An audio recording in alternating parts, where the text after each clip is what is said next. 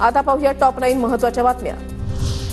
काँग्रेसचे नेते सुनील केदार यांना दिलासा नाही, शिक्षेला स्थगिती देण्यास हायकोर्टाच्या नागपूर खंडपीठाचा नकार।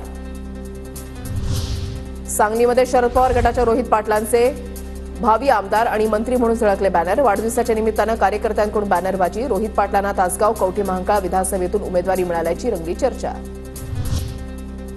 आज रायगड, सिंधुदुर्ग, रत्नागिरी, कोल्हापूरला पावसाचा येलो अलर्ट, तर पुणे आणि साताऱ्यातही आज पावसाचा येलो अलर्ट। कोल्हापूर जिल्ह्यामधल्या विविध तालुक्यांमध्ये मुसळधार पावसाची हजेरी।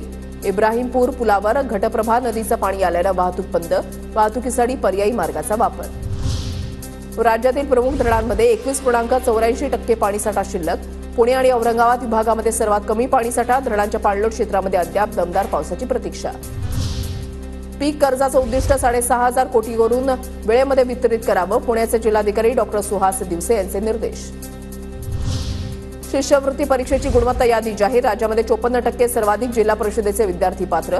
एकूण 646 विद्यार्थ्यांना 5वीची शिष्यवृत्ती।